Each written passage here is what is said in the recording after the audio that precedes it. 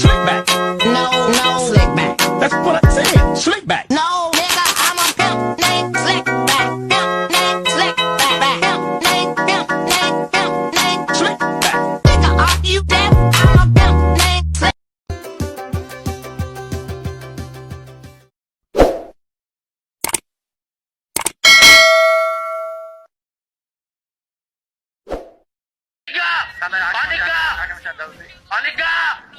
Panik lah, masa enggak? What? What? What?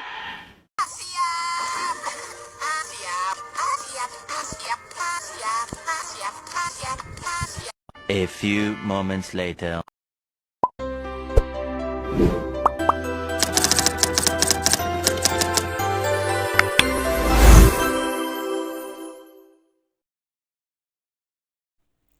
Hai guys, welcome back to my channel. Kalian masih inget gak sama aku? Kalau enggak, kita kenalan lagi deh. Perkenalkan, namaku Deswita Dewi Lasmini. Aku kelas 2 SMK. Aku mengambil jurusan MPLB, Manajemen Perkantoran dan Layanan Bisnis. Aku berasal dari SMK Negeri 9 Semarang. Kalian tahu nggak sih kali ini aku membuat video apa? Ya, benar sekali. Kali ini aku akan menganalisis minuman tradisional, yaitu wedang tahu. Nah, ini beberapa alasan saya memilih menganalisis minuman wedang tahu. Yang pertama, rasanya yang memiliki ciri khas tersendiri. Kedua, banyak digemari kalangan masyarakat Indonesia dan Asia. Ketiga, mudah ditemukan di kota Semarang. Keempat, memiliki banyak manfaat. Sebelum kita mengenal lebih jauh atau menganalisis wedang tahu, sebaiknya kita mencari tahu pengertian dari wedang tahu. Berikut adalah pengertian dari wedang tahu. Wedang tahu adalah minuman yang beraromakan jahe dan berisi kembang tahu yang terbuat dari sari kedelai. Minuman ini berkhasiat sebagai penghangat tubuh dan sangat cocok bila dinikmati pada musim hujan, pada pagi hari ataupun sore hari. Wedang tahu terbuat dari susu kedelai yang dicampur dengan air, garam, dan bubuk agar-agar yang dimasak sehingga menjadi kembang tahu atau tahu sutera, yang akan dijadikan sebagai isi dari wedang tahu tersebut. Ada kesamaan rasa dalam kuah wedang tahu ini dengan wedang ronde. Hanya saja yang membedakannya adalah wedang ronde terdiri dari beberapa macam komposisi yang penuh warna, sedangkan wedang tahu sendiri hanya berminimal warna saja. Namun soal rasa tak beda jauh. Penjual wedang tahu biasanya menjajakannya dengan pikulan atau berada di pinggir jalan dan untuk menarik perhatian para calon pembeli. Mereka menyembunyikan peranti musik teng-teng berukuran mini dengan pemukul dari kayu.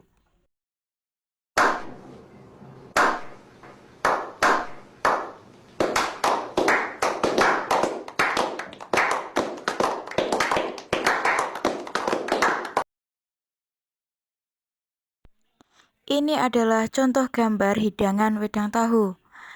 Wah, mirip ya, sama seperti bubur sumsum pada umumnya, tapi ini terbuat dari kuah jahe. Kalian pasti pengen tahu sejarah wedang tahu. Yuk kita cari tahu bareng-bareng. Asal-usul wedang tahu. Menurut sejarah, wedang tahu berasal dari Tiongkok dan dibawa ke Indonesia oleh seorang imigran pada akhir abad ke-19. Namun, wedang tahu asli Tiongkok berbeda dengan wedang tahu ala Indonesia. Bentuk tahu dan rasanya memang sama, tapi perpaduannya berbeda. Di Tiongkok, wedang tahu ini diberi taburan udang kecil atau rebon kering. Untuk kuahnya pun memakai kuah kecap yang gurih dengan isian sayuran asin dan taburan daun bawang atau daun ketumbar. Penyajian wedang tahu di Tiongkok pun ditambahkan dengan cakwe dan mantau. Jika melihat dari penjelasannya, wedang tahu asli Tiongkok bukanlah minuman, melainkan makanan atau lauk berkuah. Wedang tahu di Indonesia. Wedang tahu populer di Semarang dan Yogyakarta. Di kawasan ini, wedang tahu dibuat layaknya minuman hangat seperti wedang ronde. Kuahnya memakai rebusan jahe dan gula merah yang bercita rasa manis pedas. Untuk isiannya memakai kembang tahu yang lembut. Mur menjelaskan bahwa mulanya penjual wedang tahu di Semarang menjajakan minuman ini dengan cara dipikul. Untuk menarik perhatian, biasanya penjual sering membunyikan kentongan kecil yang dipukul menggunakan kayu. Seiring berjalannya waktu, cara berjualan wedang tahu mulai berbeda. Saat ini, wedang tahu dijajakan menggunakan gerobak dan menjualnya dengan cara berkeliling atau di pinggir jalan.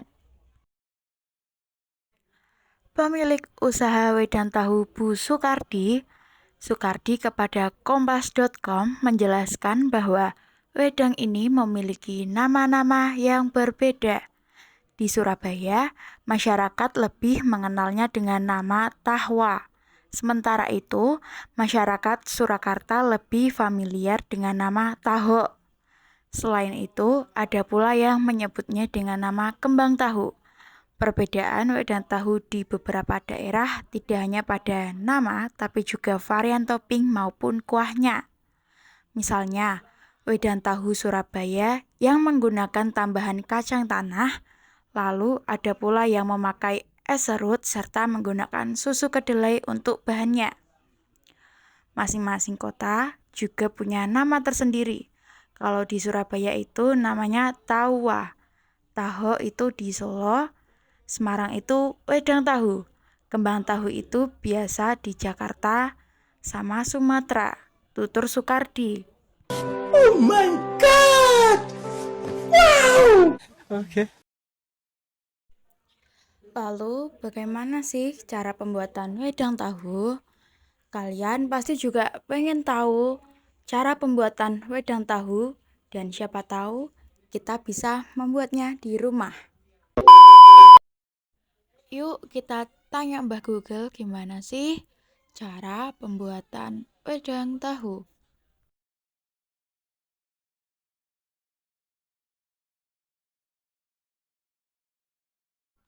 Wah, banyak sekali nih resep pembuatan wedang tahu. Kira-kira pilih yang mana ya? Mari kita lihat yang paling atas.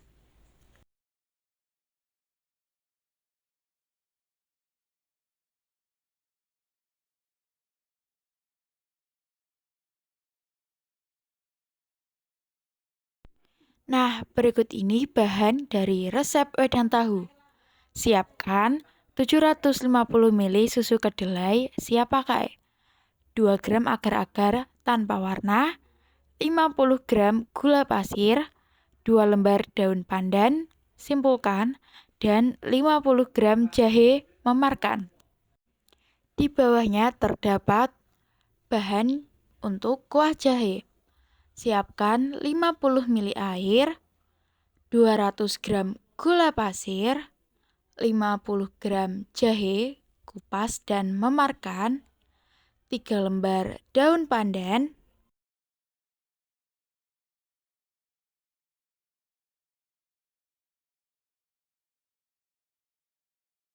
Nah, di bawah ini adalah cara membuat wedang tahu. Pertama, larutkan agar-agar bersama susu kedelai. Masukkan semua bahan, didihkan dengan api sedang sambil diaduk. Kecilkan api, aduk kembali sekitar 5 menit. Kedua, angkat daun pandan dan jahe. Tuang adonan ke 4-6 mangkuk. Biarkan dingin dan mengeras di suhu ruang. Ketiga, kuah jahe. Bakar jahe di atas api kompor sampai agak hangus. Cuci bersih dan memarkan. Rebus jahe bersama air dan daun pandan. Setelah cairan menyusut dan tersisa 2 atau 3 bagian, masukkan gula. Aduk kembali dan angkat setelah mendidih. Terakhir, penyajian. Ambil mangkuk berisi sari tahu, tuang kuah jahe di atasnya. Nikmati selagi hangat. Wah, ternyata mudah ya membuat wedang tahu. Nah, selanjutnya, kira-kira berapa lama wedang tahu bisa bertahan? Perlu kita ketahui berapa lama sih wedang tahu bisa bertahan? Yuk, kita cari tahu.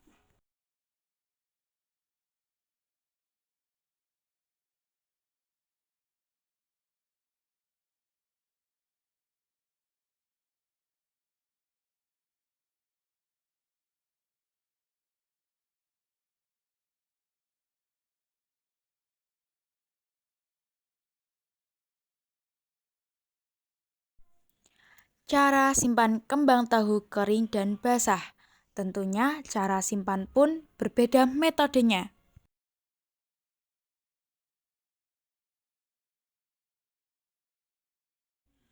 Ada dua jenis kembang tahu yang biasa dijual di pasaran, yaitu kembang tahu basah dan kering. Perbedaan keduanya yakni pada teksturnya. Umumnya, kembang tahu basah lebih lembut dan halus, sedangkan kembang tahu kering lebih garing dan kaku. Karena perbedaan tekstur tersebut, maka cara menyimpan kembang tahu kering dan basah juga berbeda. Berikut cara menyimpan wedang tahu kering dan basah. Pertama, simpan dalam wadah tertutup. Cara menyimpan kembang tahu kering lebih mudah daripada menyimpan kembang tahu basah. Untuk penyimpanannya, cukup letakkan dalam wadah tertutup lalu tempatkan di area dapur yang kering. Cara ini bisa membuatnya bertahan sekitar 1 bulan atau lebih. Yang kedua, letakkan di kulkas. Jika ingin lebih awet, kembang tahu kering juga dapat diletakkan di kulkas.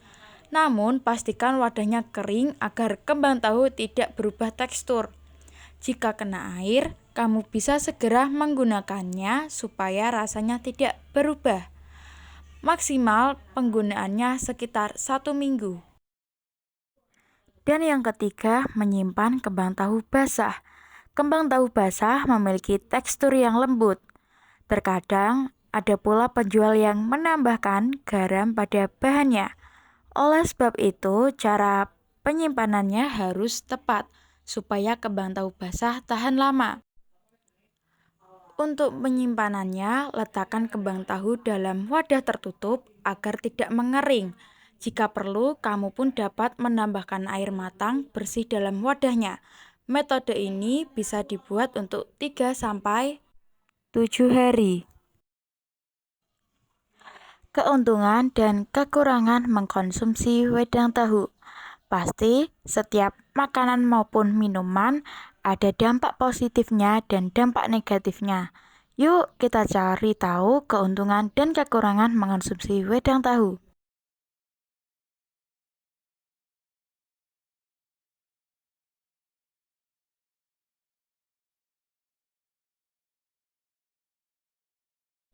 Berikut ini adalah manfaat mengkonsumsi wedang tahu. Yang pertama, dapat menurunkan darah tinggi. Yang kedua, meredakan diare. Yang ketiga, menurunkan resiko diabetes. Keempat, menurunkan kolesterol. Kelima, mencegah penyakit jantung koroner. Dan yang terakhir adalah mencegah penyakit kanker. Selanjutnya, kekurangan mengkonsumsi wedang tahu.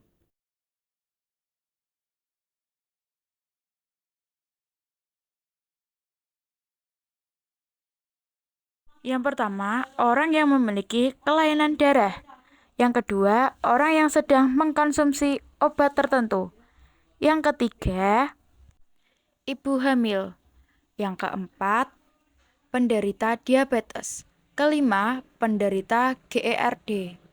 Keenam, orang yang akan melakukan tindakan medis. Dan yang terakhir, orang dengan kekurangan berat badan.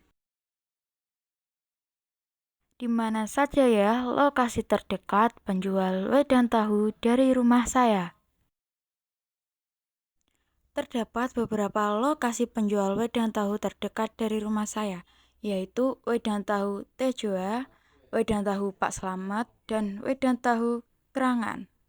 Dari rumah saya paling dekat adalah wedang tahu Pak Slamet. Wedang tahu Pak Slamet memiliki rating 5,0. Dan di sini terdapat alamat dari wedang tahu Pak Slamet, yaitu di Jalan Bangunharjo, Kecamatan Semarang Tengah, Kota Semarang, Jawa Tengah. Di sini wedang tahu Pak Slamet sedang tutup. Namun di sini tertera jam buka pukul 8 pagi. Dan juga ada nomor handphone yang tertera. Selanjutnya kita telusuri analisis wedang tahu di Google Trends.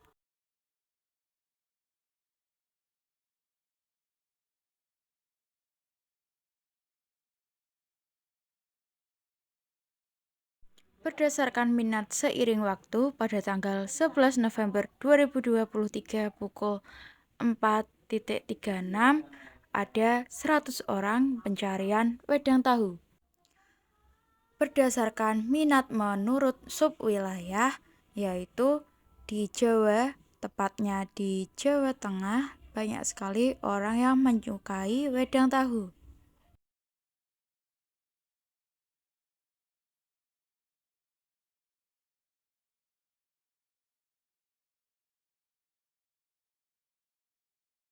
Topik terkait kita ganti yang teratas dan ada 64 orang mencari wedang tahu.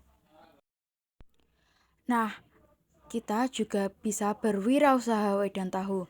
Berikut adalah keuntungan berwirausaha wedang tahu. Yang pertama, rutin melakukan promosi dengan iklan bisa meningkatkan selera pelanggan terhadap wedang tahu. Kedua, memiliki cita rasa khas yang tersendiri sehingga membuat pelanggan tertarik untuk mencoba. Ketiga, bahan-bahan pembuatan mudah untuk didapatkan. Dan yang terakhir, memiliki kualitas wirausaha yang beragam.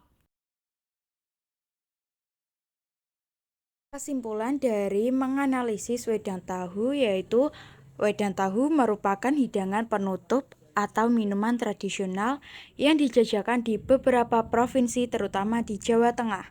Salah satunya di daerah istimewa Yogyakarta. Hidangan yang penuh khasiat ini sebenarnya memiliki potensi untuk bersaing di dunia kuliner, terutama pada produk kekinian lainnya, karena wedang tahu unik dan dapat menarik perhatian masyarakat. Kuliner kekinian, terutama hidangan penutup dessert saat ini sangat beragam, memiliki kemasan yang menarik, memiliki rasa manis dan lembut, serta sangat digemari oleh generasi dominan di Indonesia, sehingga membuat hidangan penutup tradisional menjadi tertinggal dan ditinggalkan. Untuk itu, strategi pelestarian penting dilakukan untuk mempertahankan hidangan tradisional sehingga tidak punah seiring berjalannya waktu. Demikian beberapa hal yang bisa saya sampaikan. Sebelumnya, saya mohon maaf yang sebesar-besarnya apabila dalam penyampaian tadi mungkin ada kesalahan atau beberapa pernyataan yang menyinggung hadirin sekalian. Saya ini hanya manusia biasa yang tidak luput dari kesalahan. Terima kasih semua yang sudah menonton videoku. Thanks for watching. Please subscribe.